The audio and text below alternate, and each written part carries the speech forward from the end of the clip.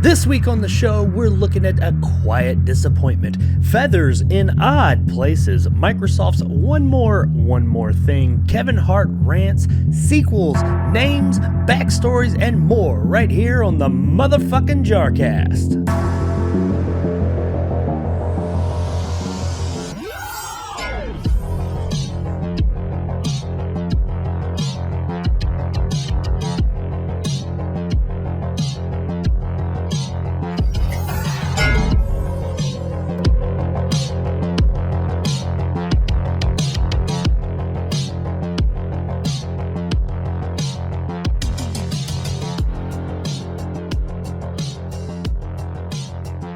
Welcome to episode 22 of the JARcast movie podcast. I am Jake, your host from Jacob Anders Reviews, and I hope you guys are all having a wonderful evening, afternoon, day, night, whatever it is, whenever it is that you're watching and or listening to this. So how are you guys doing? We're here, episode 22. This has been a pretty short news week, by the way, as far as movies go. Why? Because this is the week of E3. This week has been all about video games and the electronic entertainment expo. That's what it stands for. And we are going to talk about that just a bit closer to the end of the show. I already did a live stream of it, so we're not going to go into it much. I do have something I want to say about it, but we are still going to be mostly talking about movies here because there was a little bit of news, some little interesting nuggets here or there, a couple of stories that I avoided because, they were shit and not trying to go down those roads. But overall, I got some pretty neat things to go over. Nothing huge. Probably won't be that long of a show. I'm going to try and be a little bit more freeform here moving forward, by the way. Not reading from the stories as much. Just trying to give my opinions because I feel like just me sitting there reading on, droning on for the longest time on these stories sometimes can get a little bit dull. There is one story I am going to do a good bit of reading on, though, because there is quite a bit of context that goes into that. But that one's later on. So I hope you guys are all doing well. You may notice, for those of you that are watching at least, I am wearing a hat today, and I typically don't do that in any of my videos.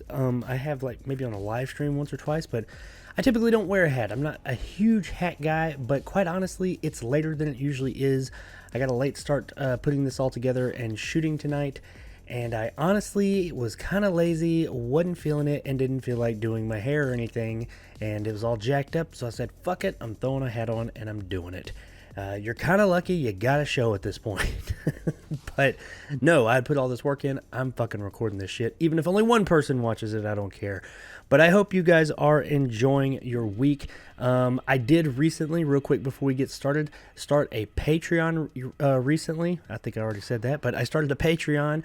Go check that out. You don't have to subscribe or pledge or whatever they call it, but I would appreciate you to check it out. It's in the description below. I do have some pretty cool benefits that I put together for the channel, and those of you that are fans of my content, some neat things to give you a little bit more insight on what I do. And in some cases, with some of the tiers, trying or able to become a part of it at times. There's one of the tiers allows you to be able to, at points, come in and voice your opinions if you so wish on this show and on my live streams weekly and any other live streams I do. And also some other ones that go up from there to let you be a part of it more if that's something you're interested in. Also some other content, early access to most of my content. Sometimes I'm running behind, but most of my content you can get early access to. As of now, there's only a couple of people on there. It did just start. I'm not expecting a huge turnout, but if you are wanting to help out the channel and allow me to hopefully be able to financially move this thing forward a bit more and just, help out, it is much appreciated. If you don't, it's fine. I still love that you're here. That's the most important thing. Join the community. Come on in. I also have a Discord. It is also in the link below. Check that out. That is Jacob Anders Reviews' big-ass Discord server. Go there, trying to build that up and just have a nice little community of the people that have a like interest here in the reviews and movies and entertainment. Go there and just be cool. It's not like a NSW, or I guess it kind of probably is NSFW, is that what, not safe for work? Yeah, NSFW. It's, not vile. I don't want porn or anything on it, but you don't have to watch everything you say on there. I don't want any hate shit or anything like that. I think it goes without saying. I want good vibes overall. But join the Discord. That's totally for free. Hit that link in the description. You do have to have the link to get onto the server, of course. And for those of you that are not familiar with Discord, such as myself, I am fairly new to Discord as well. It's really just a message board almost, a community where you can go and connect with some of these people that you typically do on these streams and premieres and all that. Just the people that this channel hopefully brings us all together. That makes me feel kind of good. Anyway, yeah, join that Discord. Check out the Patreon if you feel feel like you want to help it out. Great. If not, just keep on coming back here to the channel. So that's it. That's all the self-plugging I'm going to do. Not begging, but all the self-plugging I'm going to do. And we're going to move right into our first story of the night, and this one wasn't a huge surprise to me, but the wording of it is a bit odd, and we're going to talk about how the Quiet Place, or A Quiet Place 2, is setting motherfucking records. A Quiet Place 2 on Friday became the first movie in the pandemic era to cross the $100 million mark domestically upon finishing the day with $101 million in ticket sales. Bravo, Quiet Place. I still haven't fucking seen you because I think the fates, the world, the destiny, whatever, the movie gods do not want me to see this movie. I've had plans to see this movie and go see it about 4 times now, and each time something has happened. So I don't know if I'm ever going to see this thing, but I hear it's really good, and I'm really happy to hear that it is doing well. Now, this story is going to play into our next story a little bit in a moment, but there is something about this story they're really praising. It was the first one to hit 100 million. First one domestically, and I mean United States domestically. This is not the first movie of the pandemic era to hit $100 million. I'm not 100% sure which one it was. I want to say maybe it was Godzilla vs. Kong. I know Godzilla vs. Kong so far, well, maybe Fast 9, has been those two at least have been the big stars of the year in the movie theaters. But, you know, that's not to take anything away from A Quiet Place 2, because I think it's doing well around the world, but here in the U.S. it is doing great. It's doing better than any other movie here in the U.S. Now, Godzilla vs. Kong is hot on its heels at like $99.4 million, so by the time I'm recording this right now, and definitely by the time you're seeing it, it probably has already crossed over that 100 million mark here domestically. Now, worldwide, Godzilla vs. Kong and Fast 9 and all that have done more than A Quiet Place, but still, in a pandemic era, $100 million is good. I mean, back in the day, that'd be kind of like, it's okay, but no, right now, that's great. It's doing good. It is showing that people are more willing to get out there into theaters, and I think that's a great thing, that people are finally feeling comfortable to get out there. Hopefully, theaters don't go the wayside, so I'm happy to hear this. I'm happy to see it. I just really wish I could see the movie. They also say A Quiet Place 2 is getting a traditional is one of the few movies, by the way, to get a traditional theatrical release, and it's not on any streaming platforms. It does, however, have a not limited theatrical release. It is in a regular theatrical release, but it will come to VOD and like home media much quicker than it used to. I think it used to be like 90 days. Now they have a 45-day theatrical run, and then it will be on, I think it's coming to Paramount Plus or whatever, Peacock or whatever they're calling it right now. It's eventually going to just be Paramount Plus. It may be that by now, I'm not sure, but whatever. And that is 45 days after it hits the big screen. We're in our 3rd week now of Quiet Place, so it's probably got 45 days would be 6 weeks. So yeah, 3 more weeks and it will be home. So within 3 weeks, I will definitely be able to see this movie. I would think so if I could just watch it at home. I want to go to the theater and see it. Whatever. Movie gods, they said, fuck you, no Quiet Place for you. And also says, so far, the genres that have done the best in recent weeks in theaters as the box office recovery progresses are the horror and action genres. That makes sense. Those are probably 2 of the most popular genres out there. That doesn't really surprise me. Now, I'm giving you these stats. I'm telling you this stuff because our next story is going to play into this a good bit. The last film, by the way, to earn north of $100 million in North America was Paramount's Sonic the Hedgehog, which debuted in mid-February of 2020. That was the last movie I saw before the world shut down. I remember that. I was supposed to go see this movie, A Quiet Place 2, the week that everything shut down, and then, they delayed it from there. But Sonic the Hedgehog was the last movie I saw in theaters. So it was really the last big movie to come out. I think that Vin Diesel Bloodsport, whatever it was, that one where he could regenerate. That Vin Diesel movie came out, but it came out like right before everything shut down, so it didn't, have a chance to get up there. Plus, that movie wasn't that great. But yeah, Sonic the Hedgehog in February of 2020 was the last movie to hit $100 million, and now Quiet Place 2 is doing it. So bravo, Quiet Place. You very much deserve it. From what I hear, at least. I can't really speak on it myself, as I said, haven't seen it, but I do plan on seeing it any day now. Eventually, hopefully, I will be able to get out and see this damn movie. So from that, this next story somewhat ties into that one, and I got a lot to say about this. Well, not a whole lot. I have thoughts. There's a lot going into this, and that is that In the Heights is in the dumps. In the Heights is not doing nearly as good as everybody, analysts and whatnot, thought it was going to do. In the Heights, the acclaimed adaptation of Lin-Manuel Miranda's Broadway show, didn't hit all the right notes in its box office debut, as they say. The Warner Brothers musical generated a paltry, my voice cracked, I'm entering puberty, $11.4 million from 3,456 screens, or 3,456 U.S. theaters in its first 4 days of release, below earlier expectations, suggesting the feel-good film would reach $20 million. That's not good. 3,456 screens, that's pre-pandemic era amounts of screens. That's a large release. And this movie only made $20 million.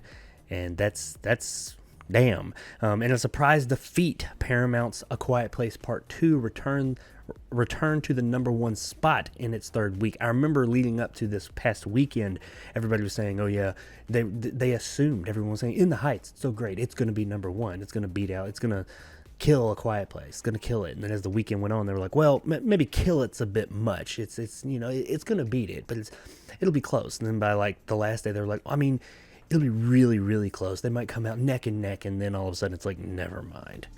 So this movie is getting slaughtered. The disappointment commercial reception for In the Heights is puzzling because critics embrace the joyous film, showering it with some of the best reviews of the pandemic era, and that is true. I had heard about this movie. I did not have any intention in seeing it, honestly. And it didn't speak to me. I enjoy musicals as much as the next guy. Actually, some of my favorite films are musicals, but I don't enjoy all musicals. I'm a Little Shop of Horrors guy, by the way. Chicago, I like Chicago too, but Little Shop of Horrors, one of my favorite movies ever made, also definitely my favorite musical ever made. But In the Heights just wasn't speaking to me. Granted, I didn't know much about it, and I just wasn't really hyped about it. But then I started reading all the stuff about it, and everybody's saying how great it is, and it's the best movie of the year. It is a contender for Best Picture and all this early, and people were going, I guess we're half the year through, but you know what I mean. People were saying all these wonderful things about In the Heights, and I was like, well, I guess I gotta watch this thing, which we'll get to that in just a minute. Recent Warner Brothers releases like Godzilla vs. Kong and Mortal Kombat. Oh, I skipped something, I'm sorry. I didn't. Recent Warner Brothers releases like Godzilla, Mortal Kombat, and The Conjuring: The Devil Made Me Do It still pulled in solid receipts despite being offered simultaneously on streaming. Now, that is a key thing that some people have been pointing at, saying, well, the reason it didn't do good was because it was streaming on HBO Max same day and date as it was in theaters, of course. That's why. I mean, if it wasn't on HBO Max, it of course would have been the biggest movie ever made.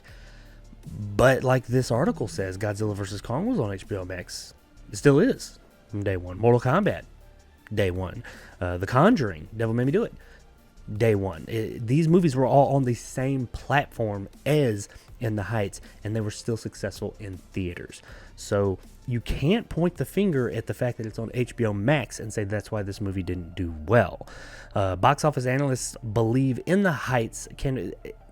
Okay, I'll comment on this afterwards, but they believe In the Heights can find an audience over the summer, similar to the box office sleeper hit that was 2017's musical The Greatest Showman. Hugh Jackman movie, yeah, The Greatest Showman was an odd case because it came out and it did like nothing. Like everybody was like, no. but it was supposed to be a really good movie, and word of mouth really bolstered that movie up, and it took off, and it had like really long legs, and I think it got re-released and stuff, and it ended up making like well over $100 million. So it was a success. That doesn't happen. That is an extremely rare situation right there that happens. Analysts are always also saying the recovery is going to come in waves, says Gross, an analyst. It's not going to be a straight line. Well, you know what? It seemed like a pretty fucking straight line for Godzilla vs. Kong and Fast 9, which hadn't even released here in the US, by the way, officially. And these other movies, it was a pretty straight line for them. They came out and they made a lot of fucking money. In the Heights is just not making money.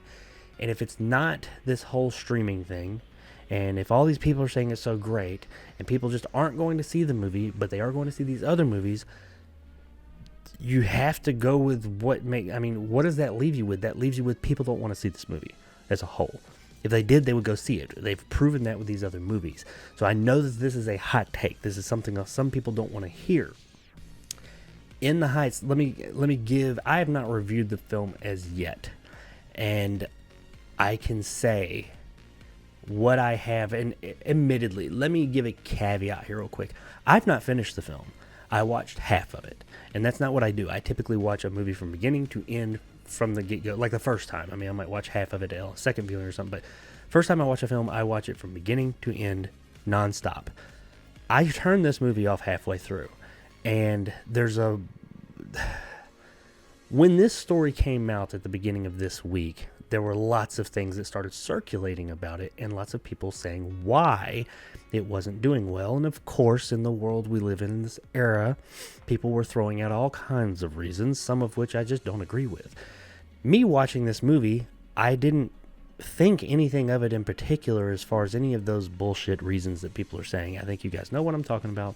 Any type of political or even racial things like that. I didn't even think of that stuff. I wasn't thinking about it. Yes, there's more.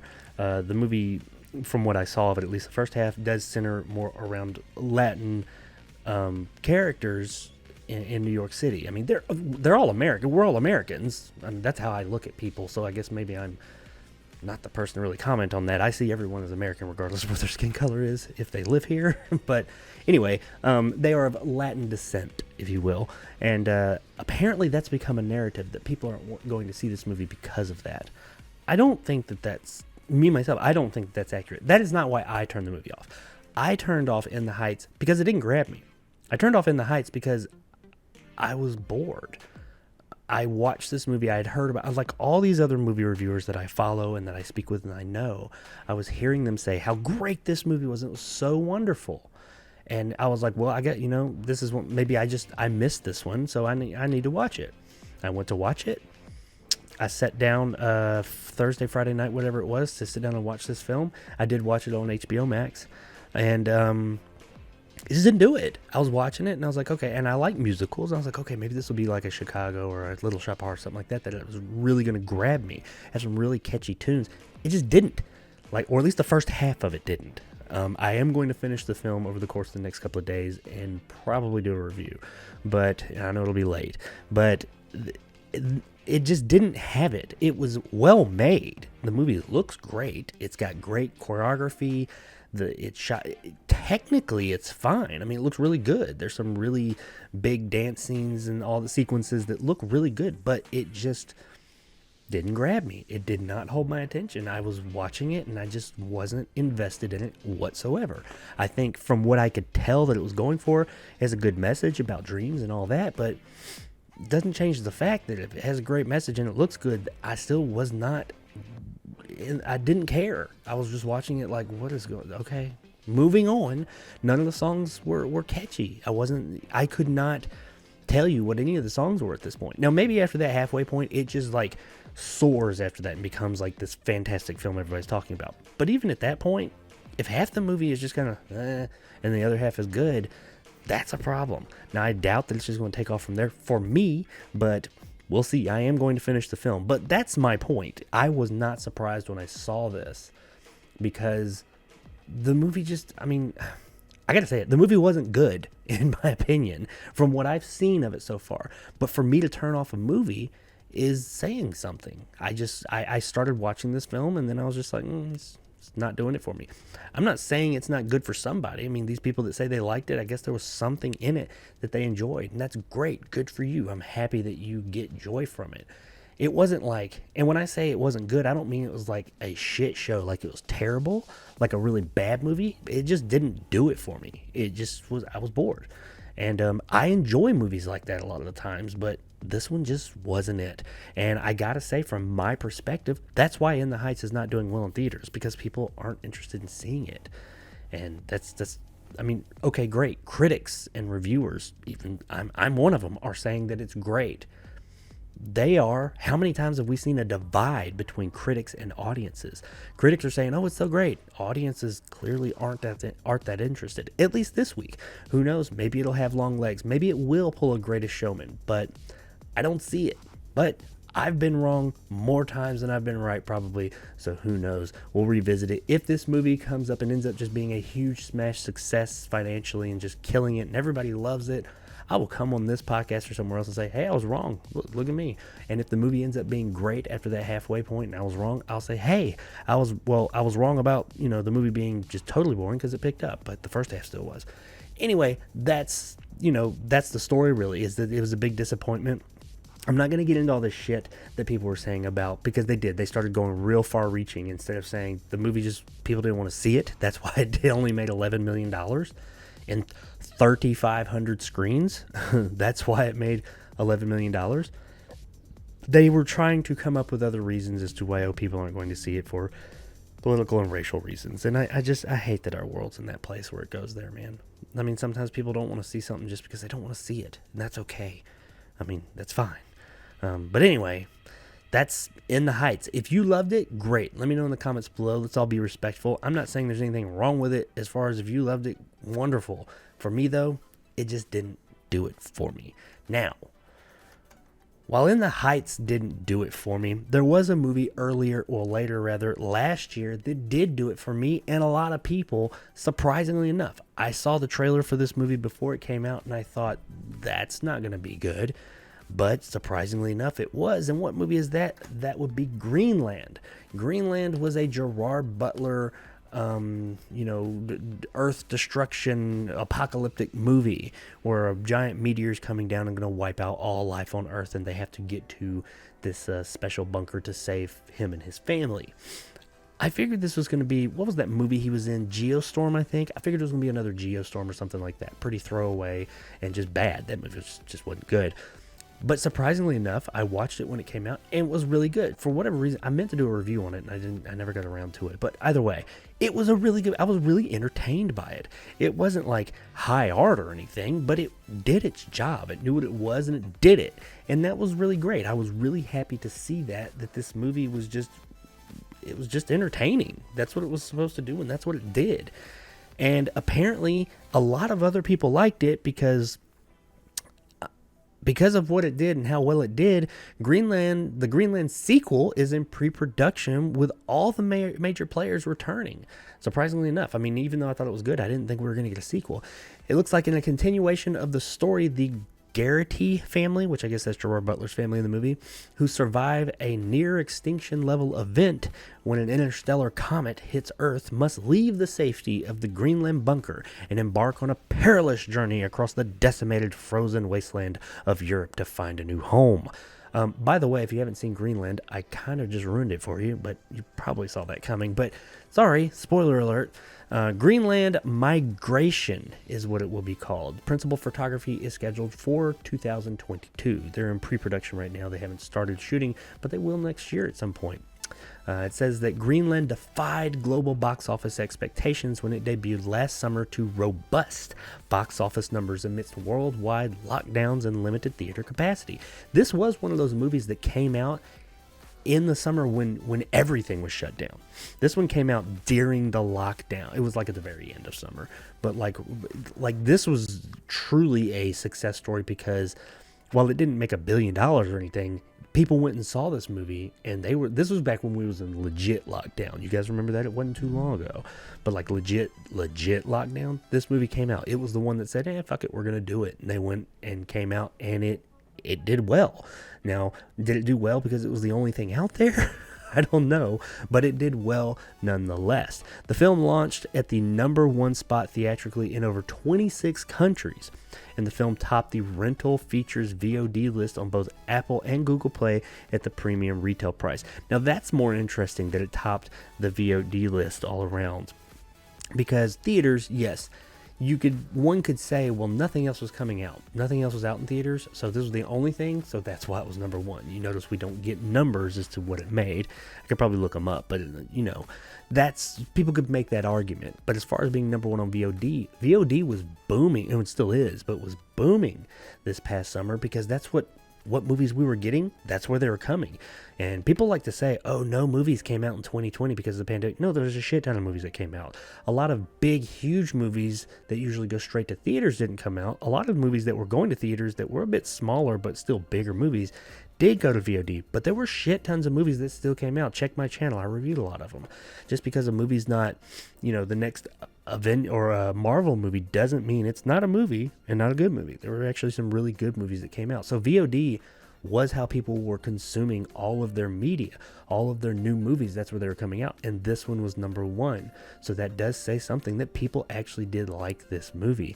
And also, this particular movie was at a premium retail price on VOD when it came out. It wasn't free on streaming or anything. It was kind of like it wasn't Disney Plus, but it didn't cost that much. They got that $30 charge, but I think it was like $20 or something like that. So people were gladly paying that $20, and it topped all those charts because it was an entertaining movie. And I'm happy to hear, I guess they could make a sequel out of that because, spoiler alert, in the end, they come out of the bunker. Doesn't make a lot of sense, though, because there'd be a lot of radiation. They'd probably fucking die. But shortly after they get in there and the bomb or the meteor hits, they come out and they're looking and everything's just decimated. And I guess they're going to have a reason they have to leave that bunker that's created for being there a long time and trek across the land and get somewhere. I guess maybe there's some other people, whatever. They're gonna make a reason. It could be a good time. We'll see. I really enjoyed the first one. I highly suggest checking out Greenland.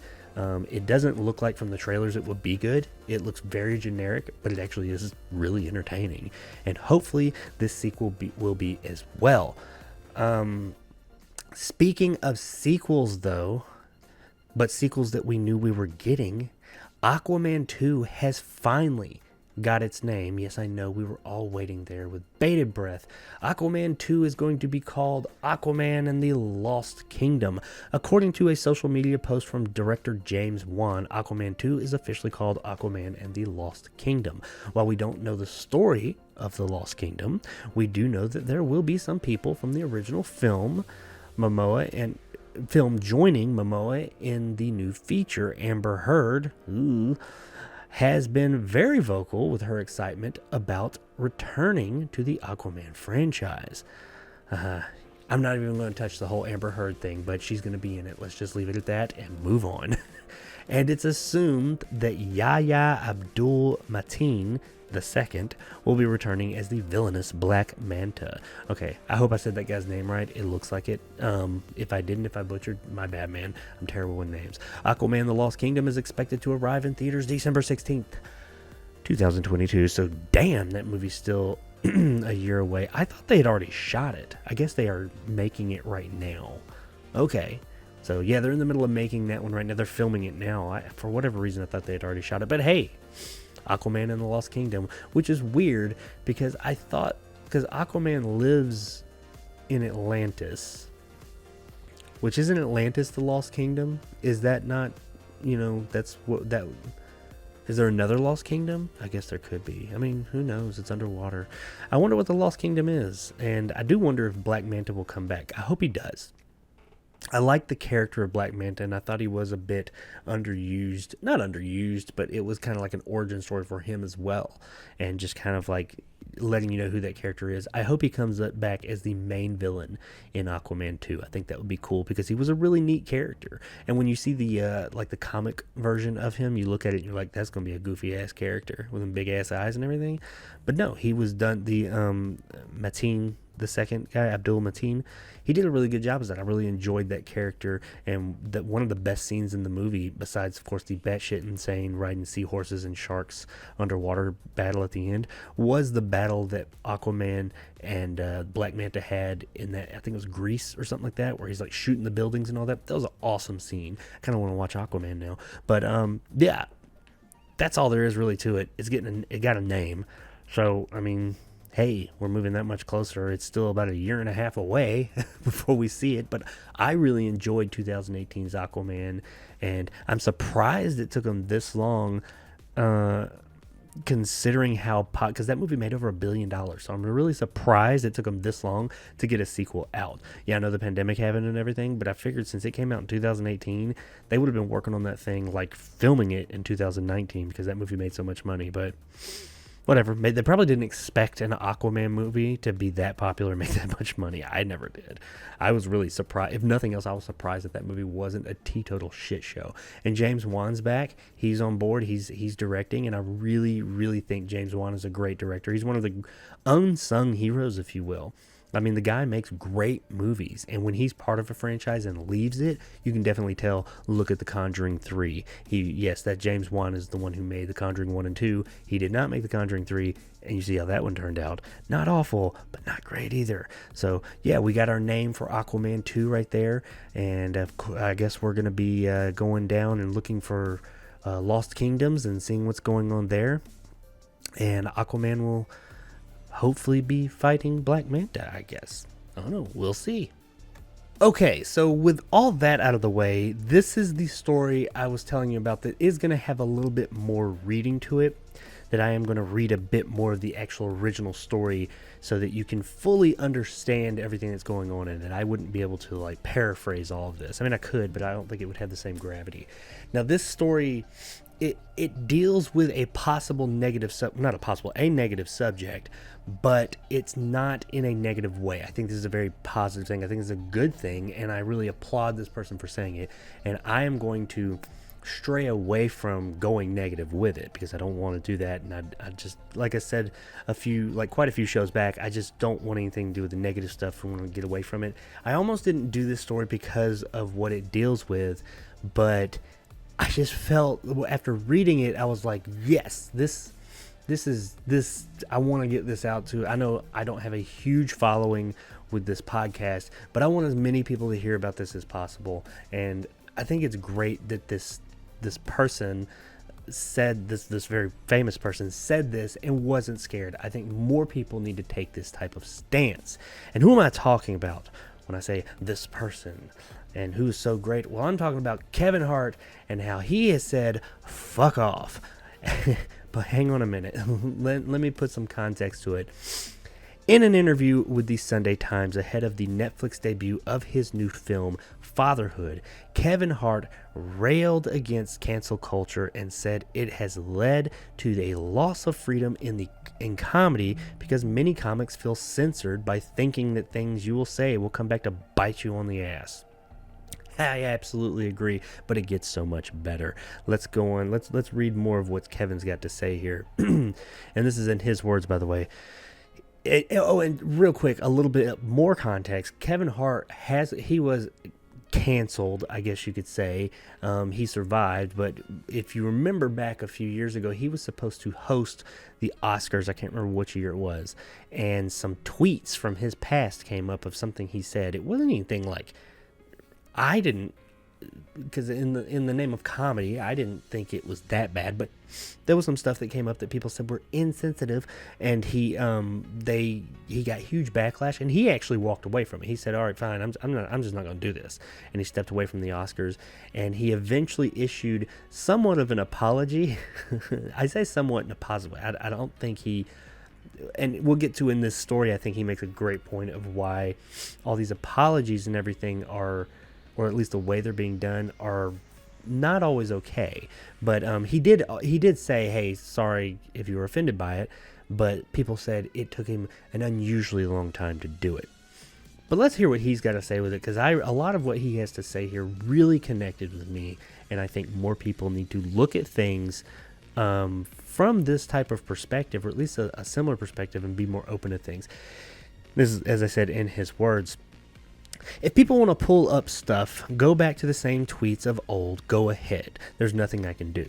Hart told the Sunday Times. If you're looking at a younger version of myself, a comedian trying to be funny, and at that attempt failing, apologies were made. I understand now how it came off. I look back and cringe. So it's growth. It's about growth. Hart continued, I personally don't give a shit about cancel culture. If somebody's done something truly damaging, absolutely a consequence should be attached. But when you're talking, someone said that But when you're talking about someone said this thing, they need to be taken down, shut the fuck up. What are you talking about? When did we get to the point where life was supposed to be perfect? Where are people supposed to operate perfectly all the time? I don't understand. I don't expect perfection from my kids. I don't expect it from my wife, friends, employees. Because last I checked, the only way you grow up is from fucking up. I don't know a kid who hasn't fucked up or done some dumb shit. Yes, sir. Thank you very much. That is great. And there's more. It gets better. But that is some... Say what you will about Kevin Hart. I know he has his fans and he has his detractors, people that don't care for him. I honestly like the guy. I haven't loved everything he's been in.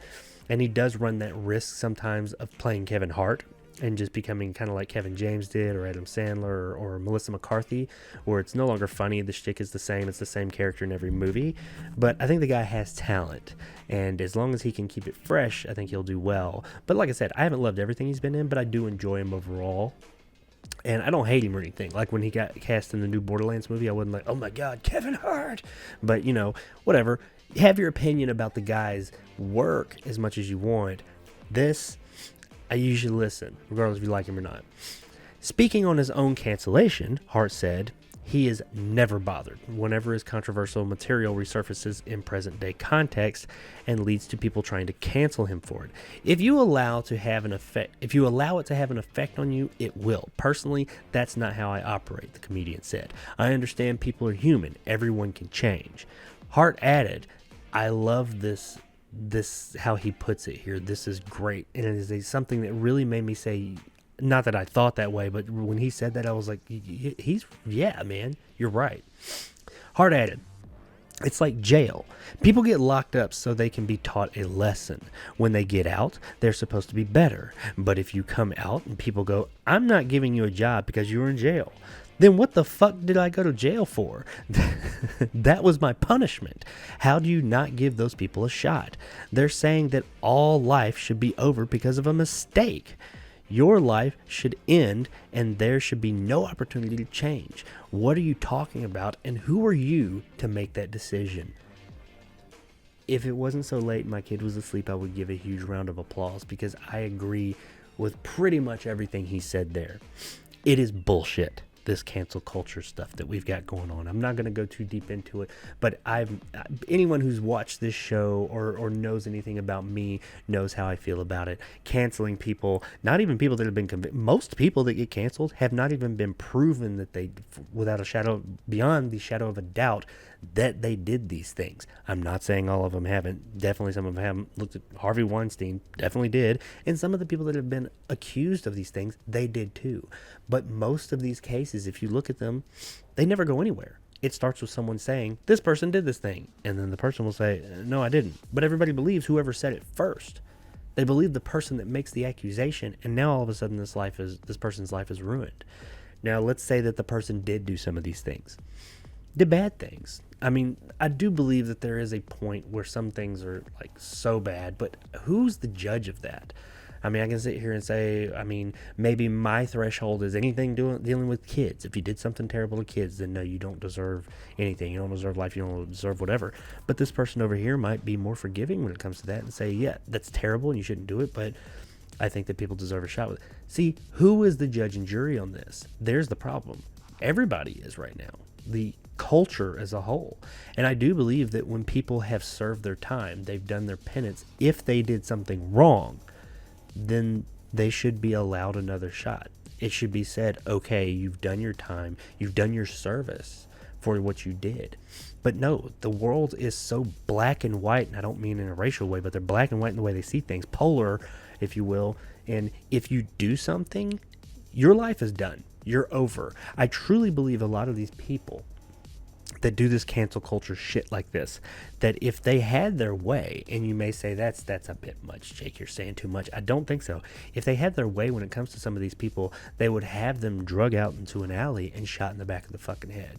Regardless of what, now, I mean, it's debatable whether some of these people that have, or at least the allegations, if they're true, of what some of these people have done, if they deserve that or not. I'm not going there right now.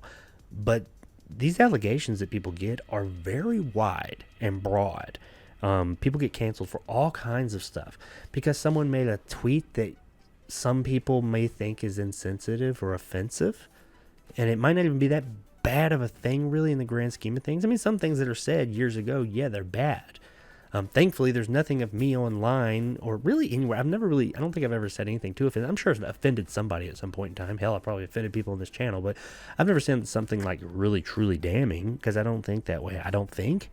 But I mean, there are people I know that have said things in the past when they were young and dumb, or hell, when they were just different people and they said things, and that's not who they are now. But even if that is who they are now, who decides who gets to have a life? And when I say life, I don't mean necessarily breathing, but like have a life, have a career, have things that they can do. Who decides who gets to do that and who doesn't? I mean, that is one of the beauties of this being a free country, is that people can think and voice the opinions they have regardless of what those opinions are. I do not agree with a lot of other people's opinions, but I do think that those people should be able to voice them and not be afraid to say how they feel about something. I have friends of mine that have very differing opinions than I do on certain subjects. But I think that those, even though and some of these things I feel very strongly about, but I do think that those people deserve to be able to say and voice and feel the way that they think and feel. And they should not be persecuted for it. Now, I mean, if you're hurting someone, like literally hurting someone, okay, that's different. We can discuss that. We can figure out how that works. But I don't get it. This whole cancel culture thing has become way too big, and there's somebody new getting canceled every week, and these lives are ruined. And I could sit here and, in my opinion, based on what some of these allegations, in a lot of cases, but let's say all these allegations, let's just say they're all real, they're all true. Some of these allegations, I could say, in my opinion, yeah, man, okay, yeah, that person, they deserve it. They shouldn't be around.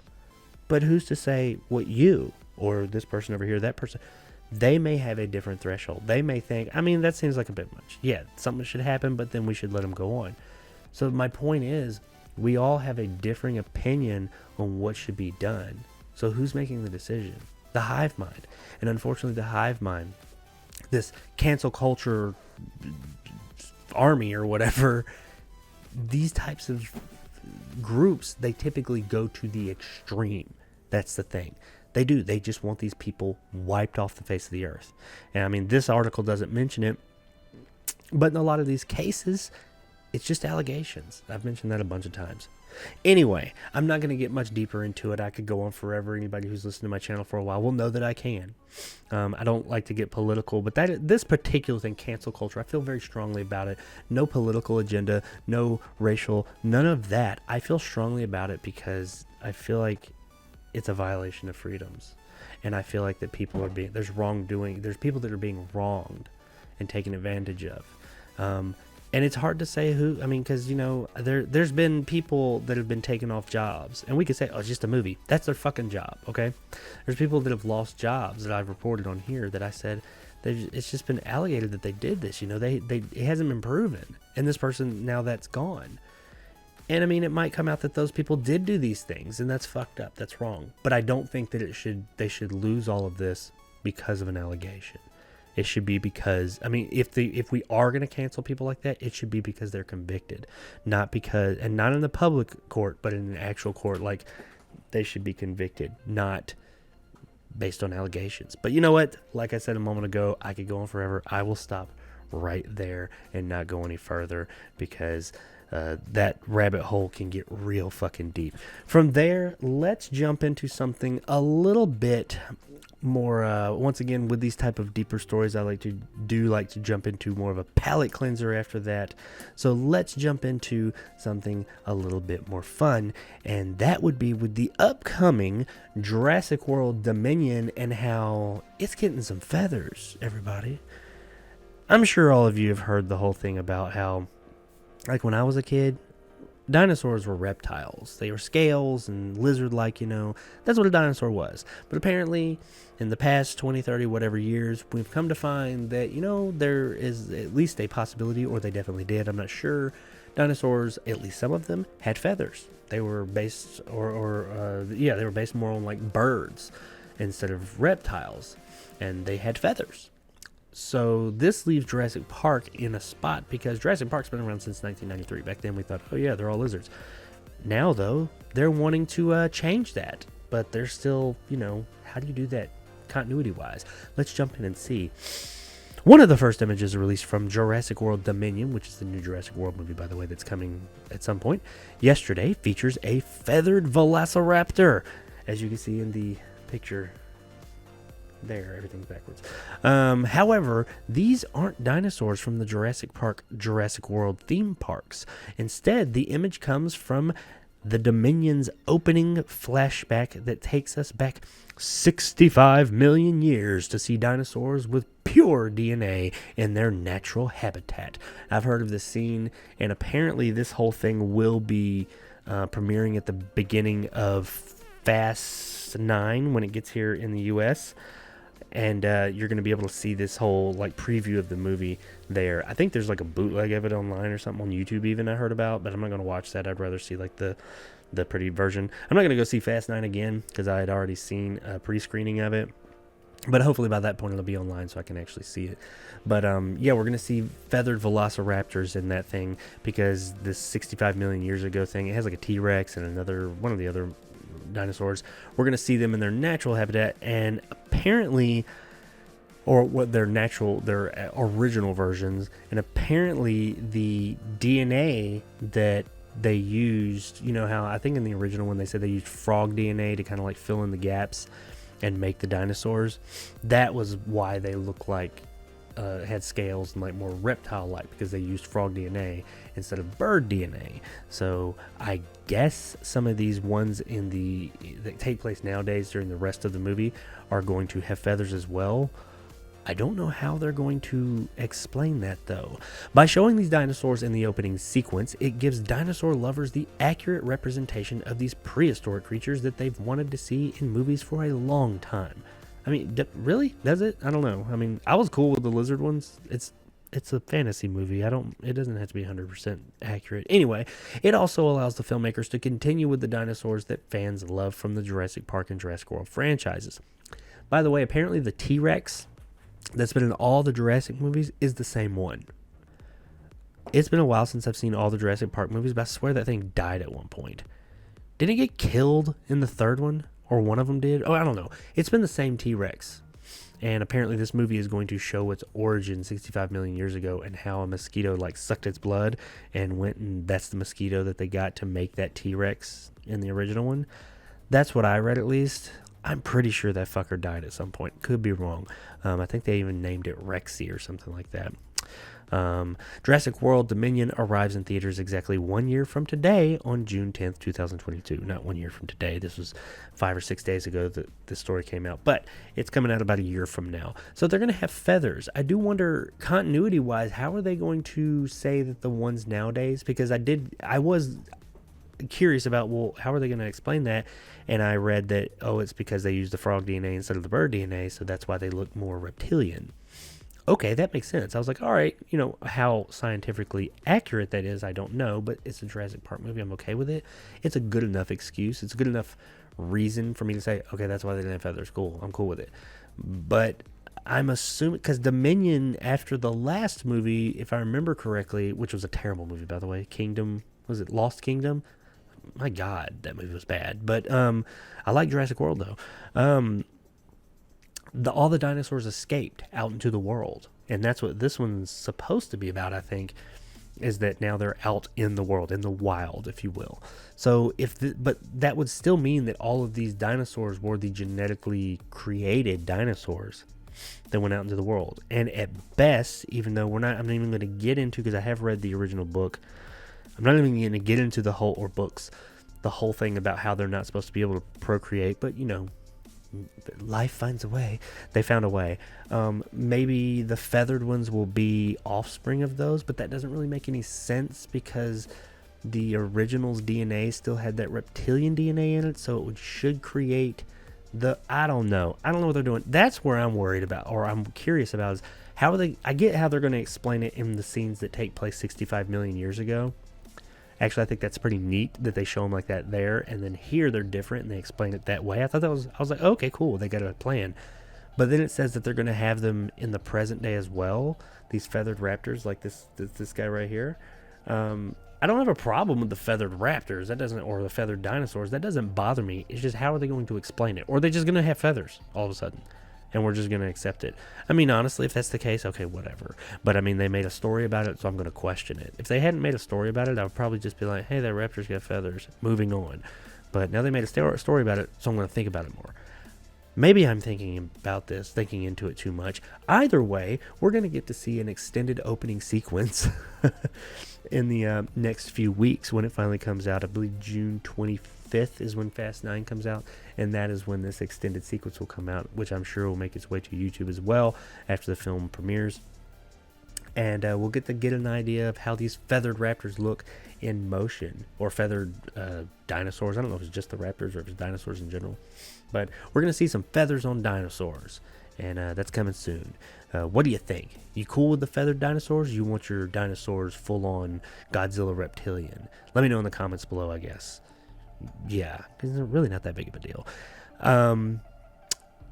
So speaking of, I just don't have a segue for this one. I did not. I probably should have placed this story a little bit different. Not a good segue to go into this one. So we will just jump right into it. And I'm going to talk real quick about one of my favorite directors around. And he's been around for a long time, since the early 90s. And I love this guy. I love all of his work. And he is one of the most versatile directors as well, in my opinion. And just his filmmaking style is very interesting, how he makes movies. But he's telling a story, and this is really odd that I came across the story today, because it was today, because of what I just watched. And let me jump into it, and we're going to talk about Robert Rodriguez is returning to tell Boba Fett's story. This isn't anything new. The whole Book of Boba Fett show that will be coming in December. If you've seen The Mandalorian Season 2, you'll know all about that. Well, not all about it, but you'll know. Also, FYI, by the way, if you haven't seen, and if you intend on seeing The Mandalorian Season 2, or Mandalorian in general, could be some spoilers here, FYI, could be. I just watched the show, finally. I watched episode 1, or Season 1, back when it came out, but I just now got around to watching The Mandalorian Season 2. Really good. Really enjoyed it, by the way. It's a great show. Way too far beyond its release to do a review or anything. I highly recommend it. It's 8 episodes. It's a really good time. Cara Dune, I see what everybody's talking about now. Awesome character. I hate that she's not there anymore.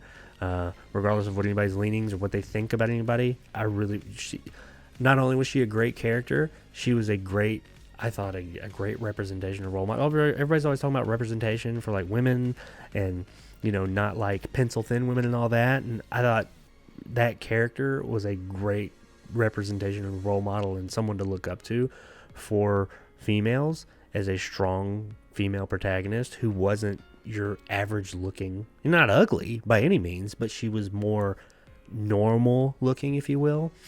I thought that was great, but whatever, shit happened outside of work, if you will, and Cara Dune is not returning. So let's move on with this story, which has nothing to do with Cara Dune, but anyway, that was my experience with The Mandalorian. Spoilers ahead, possibly. The Book of Boba Fett is bringing back the character who debuted in The Empire Strikes Back, seemed to perish in The Return of the Jedi, and made a triumphant return on the second season of The Mandalorian. That's a spoiler. I'm going to butcher this guy's name. It's the guy who plays Boba Fett and has played Boba Fett and Jango Fett, or he played Jango Fett. which is supposed to be, a clone in the prequels. That guy came back in The Mandalorian to play Boba Fett and they also redubbed him in the older movies. If you're watching newish versions since the prequels, the Return of the Jedi and Empire Strikes Back, they've dubbed over the original Boba Fett actor's voice and put this guy's voice there to line up with the continuity, by the way. Tamura Morrison. I probably butchered that. I'm just going to call him Morrison from now on, but it's Tamura Morrison, I believe. Said, well, we can't say too much, but we're going to see his past and where he's been since The Empire Strikes Back. Somebody pointed out he's been kind of stuck in this one place, and now's the time to actually go back in time and check out his journey to find out more about him. I know that before Disney bought Star Wars, there was stories in the extended universe that explained where Boba Fett had been. This isn't a spoiler, it shouldn't be. In the beginning of Return of the Jedi, Boba Fett is thrown into the Sarlacc pit, that big monster thing in the ground that they're about to throw Luke and everybody in. He falls in there, and that's his end. Apparently, in the extended universe, that wasn't his end. He actually did fight his way out of that thing. He got out, but he was all fucked up, and his knees were bad and all this, but he went back to work. But he did apparently survive that thing. I think he had some wounds from it or whatever, but he did get out. FYI, I don't know what they're gonna say, because Disney wiped all that clean when they acquired Lucasfilm, so none of that matters anymore. So I don't know what the story's gonna be, because we didn't get that in The Mandalorian. He just showed up, and he got his armor, and he helped the Mandalorian, and in the end, spoiler by the way, the very end of the show, the stinger was he showed up at Jabba the Hutt's palace, which Jabba wasn't there anymore. Of course, he died, but that one guy who was Jabba's right-hand man with the thing that went around his neck, he was all big and fat, and he was sitting in he had taken over Jabba's spot, I guess. He came in and he killed everybody, him and the other character that's his sidekick in the show, killed everybody, and he went and sat on the throne, and it said Book of Boba Fett coming December 2021. So that's where this whole Book of Boba Fett thing came from. That was the advantage for me. What the advantage for me was that we hadn't seen him do much. And along with Robert Rodriguez as director, we were able to sort of introduce him in a dynamic way, bring him back in a dynamic way alongside The Mandalorian. It was just an honor to be asked back. The episode, Robert Rodriguez came and directed an episode of The Mandalorian. It was the one that brought Boba Fett back. It was a really good episode, by the way. And I have a lot of respect for Robert Rodriguez. Look up his filmmaking school videos and how he's made movies and where he came from and how he does it. He does shit his own way, and I love that. I like when people do shit their own way and they don't, they blaze their own path, and he is definitely one of them. But he is apparently coming back as not just a director but a producer, and not the showrunner, but he's going to be kind of side by side with Dave Filoni and oh my god, lost it. He's in charge of The Mandalorian. What is the guy's name? Happy from Iron Man. Totally lost his name. I don't have it in front of me on this story for whatever reason, but oh, there it is, Jon Favreau. He will be back directing, and he will be in a producer next to them, so he was going to have a lot of creative control. And that leads me, first of all, I'm really interested to see him come back and direct more episodes, in that they're not going to be The Mandalorian, but it's going to be about Boba Fett, of course, but it's going to be in that same kind of style, because I really do enjoy The Mandalorian. And I hate saying I enjoy something that's on Disney Plus, by the way, but it is a really good show. But I'm really looking forward to seeing his style in that world, because he did a really good job with Star Wars.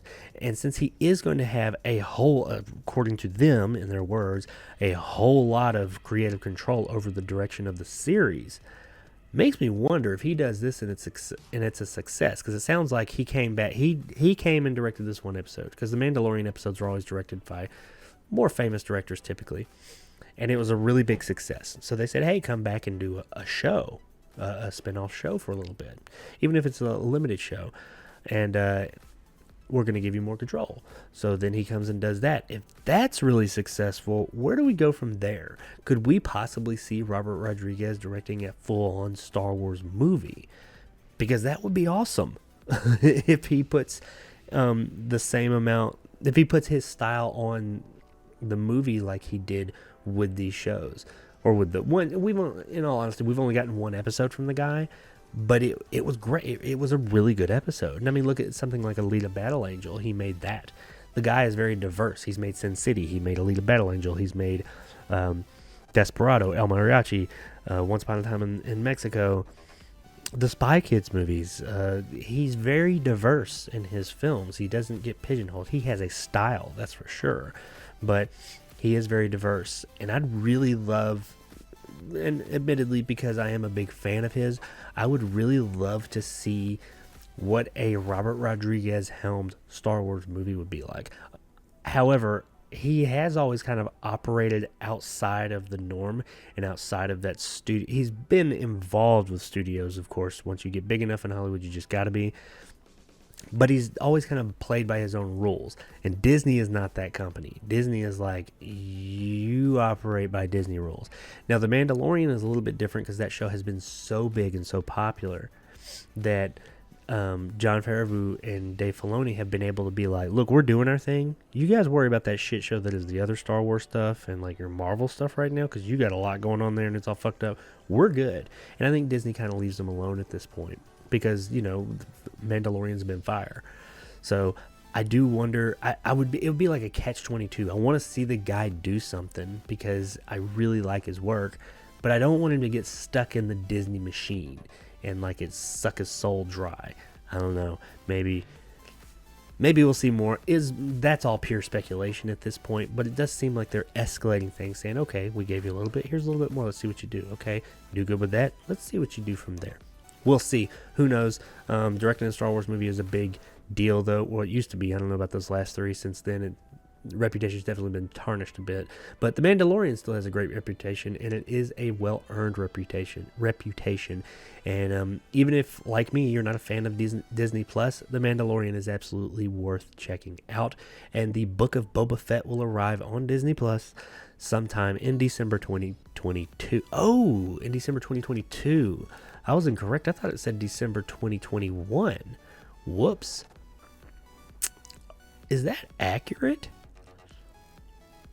Well, I thought that was coming this year. Well, I guess we're a year and a half away from that. That just dawned on me. Like I said, I just watched The Mandalorian the other day, and the last thing it shows is it says Boba Fett will return in the Book of Boba Fett. I swear it said December 2021.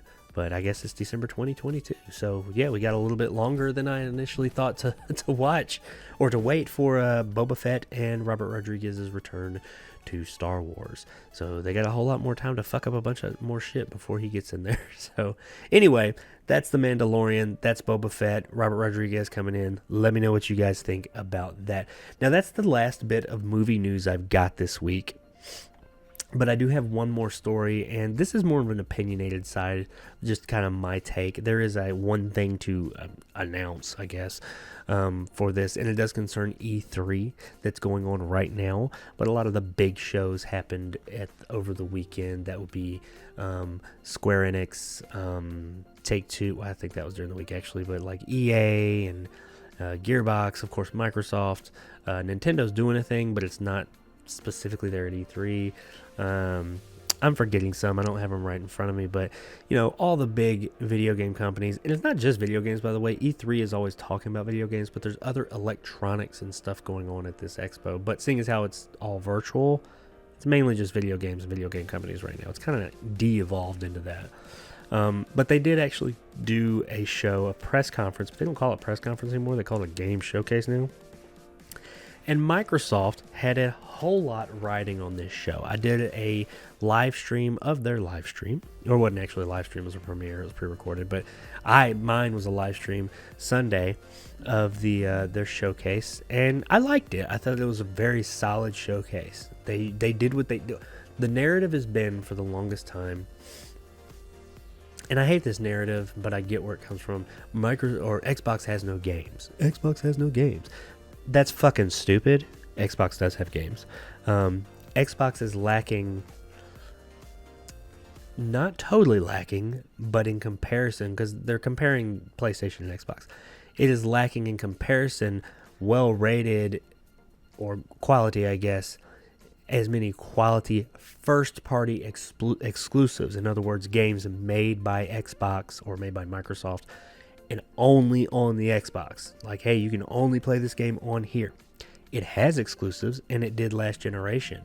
Generation before that, it did much better with them. But the Xbox One generation, the last one, they dropped the ball. They got a really bad start, and there was a lot of bad shit, and they had to clean house. And they had a really rough start, and it resonated throughout the generation. And, of course, the pandemic and everything started, and they just haven't had those exclusives. They've got exclusives, but I think when people say that, what they're meaning... actually, I think when people say it now, they're just, like, saying they're a mouthpiece for stuff. But what people initially meant was when they say they have no games, they have no quality... Well, not as many, at least comparatively speaking, quality... first-party games that you can only get there. And PlayStation did. I mean, they did really good with that. They had some, regardless of what you thought of those games, granted they're not for everybody, but they had some very highly rated first-party games that you're going to only get there. The Spider-Man, you get Spider-Man, and then they had the Miles Morales one later, Demon Souls. These are more recent, but of course, Ratchet and Clank that just came out. And they also had not Demon Souls, Bloodborne, of course, the Uncharted games and God of War, they had games. Now, I mean, if you actually do the numbers and look at, because third-party games, all the other ones, your Battlefields, your Call of Duties, all that, Madden, all that stuff, all the other third-party games, they come to both. So they both have lots of games. But it was this select group of games that, honestly, if you look at the numbers, don't really make up a lot, comparably speaking, of the sales of games on either console. But they are a selling point to say, well, even if you don't play them, this one has more. And that's been the narrative. I'm not going to get way into it, but that's been the narrative for a long time. They don't have any games. They don't have any games. They don't have any games. They do. Exclusive. They need exclusives to compete. And Microsoft's been saying, well, we're going to do that. Yeah, we got you. They bought all these companies and all these developers and everything, and they've been saying they're coming. So this E3, a lot of people were putting a lot on that, saying, all right, you've got Bethesda, you've got all these other ones you bought, you've been hyping up how you have all these studios, let's see something. You've even announced a few games, but we haven't really seen anything as of yet. Yeah, you've got Halo. We know Halo's coming. You've got Gears of War. You got the Forza series. These are all very high-quality series that I'm sure are going to be great. I don't think anybody's debating that. People like to talk shit about Halo, but we all know most likely going to be a really good game before this week. You've got those, but you need more. And you've been promising more. So this show really needed to pay off. And it did. I think they had some really... I think people were hoping that they would release 20 exclusives this year or something. That doesn't make any sense. You're going to blow your whole load. You're shooting yourself in the foot. You release too many exclusives too close to each other, then they're eating each other. You're going to have one that just doesn't sell because everybody's buying your other exclusives. Now, they have some big ones that are further out, but if you look at their lineup, their exclusive lineup right now, it's more than the other guys. So I guess my point is here, I can go into it more, but if you look at their exclusive lineup right now, no, they're not all here yet, but they're coming this year. Some of them are coming this year. By the end of this year, the Xbox will have more exclusive titles that are out, released, than the PlayStation does. Or at least right around the same. Next year, they will most likely have more. The narrative needs to end. That needs to be stopped. People need to stop saying that. I have no problem with PlayStation. It's not my console of choice. I play a lot on PC, and I do enjoy my Xbox. I like that ecosystem. Been in it a long time, so I'm going to stay there. The games as a whole, not any different. You get more like 90 to 95% of the games, probably 95% of the games, you can get on both consoles, and there's not a huge difference. Not really. Most people are not going to notice a difference. It's this small percentage that are exclusive to each one. That's the difference. And just the ecosystems themselves. I enjoy the Xbox ecosystem more. What I don't like is the Sony side.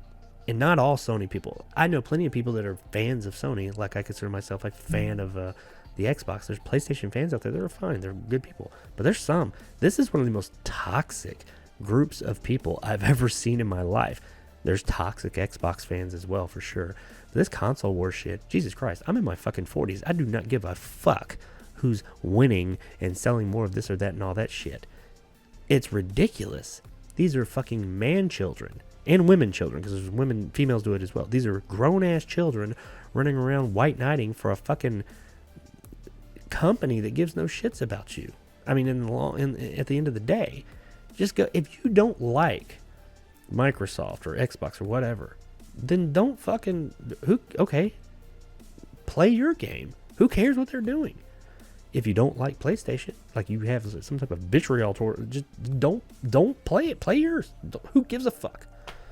I mean, I don't get where all this hate and vitriol comes from these people of wanting to just like attack. Like if you looked at this thing, this conference that they had was just a celebration of these games. It was a celebration of people that enjoy this platform. They're saying, hey, you guys have been looking forward to this. Here you go. And they're giving us all these good announcements and all this. And there's just people constantly talking shit throughout it. Just not even paying attention to what's going on the screen. They're just talking nonstop shit. And I'm like, why are you here? That is what you're a sad ass individual, man. Fucking sad. I want all my PlayStation brethren out there to have a great I hope Ratchet and Clank that just came out is a great game. There's people that are like, oh, well, like when a new Xbox game comes out, they're hoping it's bad. I'm like, why? Why are you hoping it's bad? I don't get it. There's a lot more that this goes into. I could go on a rant forever about how ridiculous all the fanboy. And I hate that they took the word fanboy and made it a negative thing, by the way. When I was younger, fanboy was not a bad thing. It just meant you were a super fan. Now it has this negative connotation, so I have to make a distinction between fanboy and fan. I'm a fan. I can't be a fanboy anymore just because I really enjoy something. Because if you're a fanboy, that means you hate something else. And that sucks, you motherfuckers. You took that from me. But, yeah, just enjoy what you got, man. Just enjoy what you got and be happy for others to do, because at the end of the day, we're all doing the same fucking hobby. How did we all like end up going to war with each other over the same fucking hobby? We're doing the same thing. You got people like getting mad and like calling people names and talking shit about what they prefer when you're probably playing the same goddamn games just on a different piece of plastic. I don't fucking get it. Doesn't make any goddamn sense to me, but whatever. My point is, the narrative should be changed now. The narrative of Xbox has no games. Those of you that are gamers out there and have heard this, that should just not come up anymore, because it's absolutely not true. I mean, look at that E3 show. They showed like almost 30 exclusive games exclusive to that platform. So, I mean, 30 out of 30, will every one of them be fire? Probably not, but there's going to be some really good ones in there. I mean, there's some I could point to that I'm like, I haven't even played it. I'm like, I know that will be a good game because the track record there. So let that narrative die. Also, one more thing. Microsoft always does the one more thing. I guess everybody does, but they quite literally say, and one more thing at the end of all their shows, and they usually show some big reveal. Well, they are doing one more thing for those of you that are interested in this kind of thing, and it is happening Thursday. Microsoft has announced an Xbox Game Showcase extended presentation that will take place on Thursday, June 17th at 10 a.m. Pacific Time, 1 p.m. Eastern Time, and 6 p.m. BST, and will feature conversations with Double Fine, Obsidian, Ninja Theory, Rare, and more, and could possibly reveal more about the behind-the-scenes development of such titles as Double Fine's Psychonauts 2, Obsidian's The Outer Worlds 2 and/or Avowed, Ninja Theory's Senua's Saga Hellblade 2, Rare's Everwild and/or Sea of Thieves, and much more. So yeah, these are all studios that have over time been acquired by Microsoft. There's some of the older, these are like the non-Bethesda studios that were acquired by Microsoft some time ago, and these are some of the games that have already been announced and we all know about, but we didn't get much in the Psychonauts 2 we did, and they mentioned Outer Worlds 2. But the other ones we've known about, but we didn't really get much about in the conference, the main conference. So people are hoping, especially Hellblade 2, we're really hoping to hear more about that. And Avowed, that's a big one. People want to hear more about those. Everwild as well, but I'd be okay without hearing about that one right now. If they want to mention it, sure. But I really want to know what's going on with Hellblade 2, because the first Hellblade was great, and the second one looked fucking amazing. That was actually the first Xbox Series X game that was ever announced and shown at the original reveal back in, what was that, 2019? So yeah, a while back. It's important to note that Microsoft specifically mentions that this show will feature conversations with developers and makes no mentions of big reveals. However, surprises may be in store. So in other words, temper your expectations. They may have some big surprises. They might not. And that's what Microsoft does. They always say, hey, be ready. There might be, but there might not be. So just be prepared that it might just be talking to the people about updates on what they're working on, or the stuff we already knew that they were working on. But there may be something big they say. If you're into the Xbox world or video games in general, check it out on Thursday. It's going to be streamed online just like all the other ones. I will not be able to stream this one, which I don't know if I would anyway. This one sounds like it's going to be a little bit more low-key unless they drop some bombshell or something, because I will actually be at work when this is going on, my physical day job on Thursday. But I will definitely listen and or watch it at my desk while I work on Thursday, and if anything big happens, I'll talk about it then. But yeah, that's it. Of course, there's a lot more stuff going on with E3. It's not all Microsoft, but that is the one that I'm mainly interested in because I do enjoy their products, but I like just gaming in general. It is my other hobby outside of movies, and I just wish the world could kind of come together, and just the gaming community could just come together and be happy that we're all gaming. Regardless if you game on fucking Xbox or PlayStation or Nintendo Switch, I don't give a fuck if you game on on an Atari, whatever you game on, PC. Dude, we're all doing the same thing. We're all playing, for the most part, a lot of the same games. So just unite. Be happy that people, hey, you know what, PlayStation, you got Ratchet and Clank and the new Final Fantasy game. They're exclusive. I'm happy you guys got that. That's awesome that you got that. Hey, we got exclusives too. I don't even say we. When I say we, I mean all of us. So just be happy. And if you want to play both, get both. But don't be mad when your company makes things exclusive and builds their whole thing on exclusives, and then the competition says, okay, I guess we got to do it too. Don't get mad, because that's what's been going on with the haters. But anywho, that's all I'm going to say on that. E3, good time. I had a good time with this conference. Of course, some people say it was terrible. Most people are saying it was a good conference, and it was very solid, and they did what the hell they needed to do, and Microsoft is back, and they are not playing anymore. And hey, that makes me happy as one of their customers. And that is that. That is the end of the news portion of the show this week, guys. Now, of course, we have the releases. Not a lot coming out this week. The next 2 weeks is kind of slow. This Wednesday, which if you're watching the premiere, that's tomorrow evening, The Hitman's Wife's Bodyguard, which is a sequel to The Hitman's Bodyguard, which I've not even seen the original one, much less the sequel that's coming out on Wednesday. And it has Ryan Reynolds and Samuel L. Jackson in it, and I like both of them, but for whatever reason, I just hadn't heard great things about either of these movies, so I just never really had much of a desire to go see them. Maybe I'll see this one. Maybe I won't. I won't be seeing it on Wednesday, so I won't have like a fresh review up of it or anything. And probably won't end up reviewing this one. So, if you're a fan of The Hitman's Bodyguard, though, The Hitman's Wife's Bodyguard is coming out tomorrow. If you're watching this on the premiere. Now, as far as Friday, the 18th of June, which is this Friday goes, a movie called, and I've heard of some of these, but I don't know a lot about them. Nothing big this week. The Birthday Cake. Summer of 85. I have heard of that. Makes me wonder, is this like is that a sequel to Summer of 84? The movie about the serial killer? I don't know.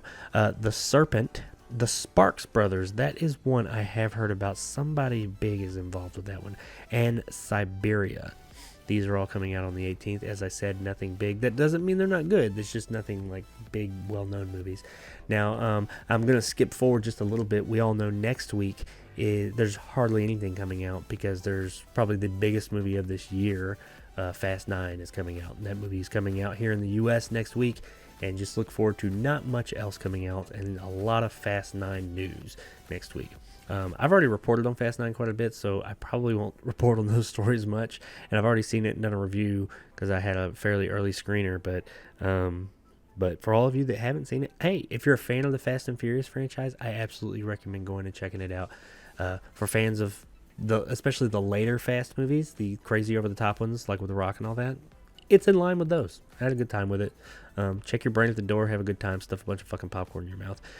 And that is it for the releases, and that is pretty much it for this week.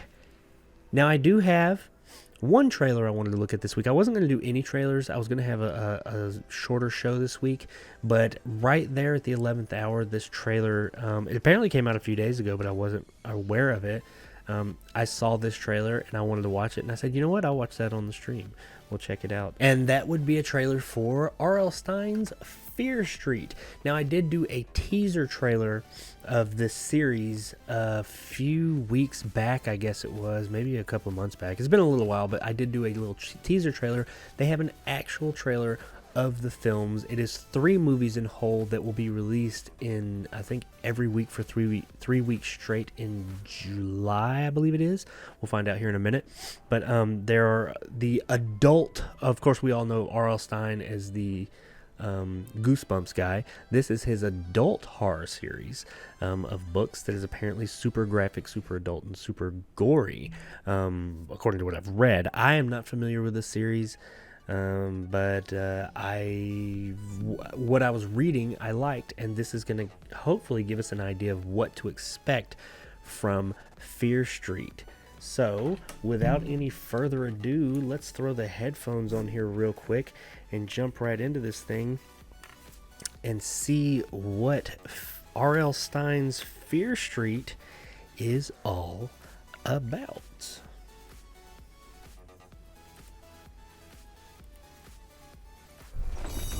There was a time when things were good on Shadyside. Oh, they all take place in different time periods, too. But now, Fear that's Street. all gone. I think one of them's in the 90s, and the 60s or 70s, and then, like, way back. Like the Hello? 1800s or Still something? alive. Who is this? It's happening again. All right. I like it. Oh, we got a campground. We got some Friday the 13th. Red versus blue. Friday the 13th vibes going. This is the 80s. Maybe 70s. 70s or 80s. 78. Uh-oh. Are you okay? Oh, shit. That was a kid. They just killed a kid. 1978. 5,937 days ago. All right. A history of horror has earned it the nickname Killer Capital USA. What's happening to us? I like what I'm seeing so far. Happened at Shadyside over and over. Oh, shit. You're Yeah. the We only got some person who blood. survived. How do we end this? You have to go back to where it all started. All right, so they're like legit 1666. connected. Like these movies are like really, really The devil has connected. come to feast on our misdeeds. If they want a witch. Witches! I thought they were just gonna kind of be. I didn't know they'd be like This time. sequel connected, like story wise. Forever. Oh, 3 It's been movies, 3 centuries. 3 It stops weeks, here. It stops 1 with killer us. story. Okay. Who the hell Oh, was that? she got shot the shit out of. I know, she was hot. Uh-oh, bitch guess it's seemed supernatural. normal. Amazing observation. The bitch seemed normal. Your best chance is to run from 1994, this place. 78. Shadyside, we're all cursed. I'm getting some The devil 66, is in some me. pseudo Any tips for fighting these things? Stranger Things vibes. Try not little- to die. Welcome to the suck. Ooh, that's creepy. Okay. Oh, hell yeah. That was awesome. Come back from that mother. I like it. July 2nd, 9th, and 16th. Oh, yeah. I'm going to watch the shit out of that. Okay. Yeah. I like it. I like it. They have sold me. I was already down just for the sheer novelty of an R.L. Stine like adult Goosebumps. I just wanted to see what that was. But yeah, that trailer sold me, man. It ended really strong. I really like that. I want to see, is it gonna be, because I've heard that the books are supposed to be like really violent, really gory, like they're very adult, like they are adult versions. Like he kind of went like the opposite direction than his Goosebumps series. So and it looked like it. I mean, we got a throat cut, somebody getting shot, somebody's eyes were all cut out, and then somebody was either shot or jabbed in the eye and it like grew back and fucked up head. So we're gonna get some gore. We're gonna get some violence. I just hope. I don't know. I don't know about the tone. I mean, the tone seemed pretty consistent, but I'm wondering, is it gonna be like not consistent. It had a consistent tone, but it seemed like each one had a little bit of a differing feel. Like it seemed like maybe the camp one was maybe kind of a Friday the 13th tone. The 90s one was maybe a little bit of a, what is it, like a Stranger Things tone, maybe a little bit later on because it's the 90s instead of the 80s. And the 1666 one was, I don't know what that would be, maybe like a village or something like that. Maybe I'm just equating this to the time periods that these other movies and or shows took place in, but I got a little bit of those vibes here or there with all of it. So yeah, that I'm hyped about that. I want to see that. I think that looks really fun. I'm hoping I want it to be adult. I want it to be graphic. I want it to be violent. I want it to be hardcore, but I want it to be fun. That's what I want. I want this movie to be fun and just have a good time. And I was getting that vibe, so I'm feeling pretty good about this. I think that this could be a really good series. And each of them's a full-length movie. I looked up the runtime of it. I think it showed the runtime of one or two of them, and they were like an hour and a half, 2 hour long movies. So they're legit movies, but I guess they're like sequels that are directly connected to each other, and they're releasing them 1 week apart. That's really neat. That's really cool. So I don't know, maybe we'll get more of them. When I was looking up for graphics for this Fear Street thing right here, I saw it showed like all the books, and there's apparently a shit ton of the books in the series. I don't know if they're all related or not, but I don't even know if these are from books, these stories, or if they're just like inspired by whatever. That was a cool trailer. It showed the right amount of violence, the right amount of each time period, gave us just a general idea that I don't need to see anymore. I want to see these. July 2nd. Man, that's right around the corner. That's what, a week, 2 weeks away. I'm absolutely going to watch this for opening day or first day that it comes out on July 2nd. I'm going to watch this and I will be reviewing these. That looked like good. I hope it doesn't suck because I'm kind of feeling really good about it and want to see it. That trailer really did it for me. I'm really, really feeling good about it, and I hope that this series looks like it could be really fucking fun. And I'm just hoping it is. Yeah, I'm really excited. So hope you guys are. I mean, if you guys looking forward to this, let me know in the comments below what you think. And let's all check out Fear Street on starting July 2nd. And hopefully we all got good shit to talk about. Okay, ladies and jelly spoons, that's about it. Coming up this week on the channel, I've said it every week for a while, and I've said this little spill as well every week for a while. My all and top 10 video game movie ranked videos. That was really awkward. Those two videos, concluding my video game movie review series, are coming next week, not this week. I said that last week too, but they absolutely are. The top 10 one is done, but the one I want to release first is the all video game movies reviewed ranked video game movie reviews, or movies ranked. God, I can't get that right. That one is it's 60 movies, and I talk about all 60 of them in a countdown, so it's taken quite a while to just put it all together, but it is very close to being done. It's all shot. I'm finishing up the editing, but I know I'm not going to have it done in time for Wednesday morning, and I do want to release this on a Wednesday. So next Wednesday, I guarantee it, whatever that day is. I think it's like the 22nd or something like that. Whatever next Wednesday is, that is when this movie, 22nd, 23rd, when this review or this ranking list will finally be coming out. I don't do a lot of ranking lists. I don't know if I've ever done a ranking list, honestly. Maybe one? I don't think so. So this is the first ranking list I ever did, so it was a learning thing for me. And I picked something that had 60 fucking things to rank. So, but that is coming, I guarantee, next Wednesday. And then the top 10 video game movies list is right after that. And beyond that, though, I've got a movie called Fear, which we actually watched the trailer for here on this show a couple of months back. I have that screener, and I am watching that tomorrow evening. I will maybe do a review of In the Heights. I'm going to finish that movie either tomorrow or the next day, and we'll take it from there. I'll see if I want to do it or not. We'll see how the narrative of that whole movie goes, if I am interested in talking about it or not. Of course, my comic book movie review series is starting soon, as soon as I get those other two movies up and done. There's also another movie I have. I cannot remember the name of it. It has a really generic name, but it's supposed to be. It's a horror comedy. That's coming out in a few days as well. And tomorrow night, Retro Wednesday, if you're watching this on the premiere at least, I am playing a game, an older game, but a really fun one I remember from back in the early 2000s called Stubbs the Zombie. It's kind of a comedy zombie game where you play as the zombie and run around trying to eat people's brains. Really fun game. It takes place like in the 50s or 60s, I think. I can't remember. But playing that tomorrow night. If you're watching this after that, then the stream will be up. You can rewatch it if you are so interested in it. It's a very quirky, neat little game. It is also on this month's Humble Bundle, so you can get it for not free, but whatever the Humble Bundle you choose is, you can get it for that amount. Pretty cheap. And you can get a bunch of other ones. And there it is. I really appreciate you guys all hanging out with me and watching the show, hearing my thoughts on some things. Hope I didn't ramble too much. I know at times I can do that, and I did on a few parts of the show, but it is what it is. It's what I do. If you tune in every week, you know to expect that. And that's why most of my other videos are jump cut to shit, because I will talk forever. But hope you guys enjoyed the news stories I picked. Hope you enjoyed that trailer. Hope you enjoy the channel. Like I said in the beginning there, check out my Discord. It's totally free. Join if you would. It's easy to join Discord and then join my server.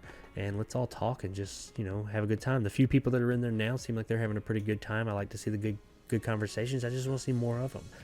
And check out my Patreon. All these are in the description below. See if there's a tier that's right for you. If not, it's okay. It's cool. Just come watch the content and hang out. You don't have to pledge, but if you do, I really appreciate it. Thank you very much, and you'll definitely get a spot at the end of each of my videos, depending on which tier it is. You'll either get a actual shout out of your name or just listed on there, and all the other perks that go along with it. I tried to make it worth it. I tried to make those things, if people are going to give me money, I wanted to be able to give them something in return, so I tried to put something that was of some value on there.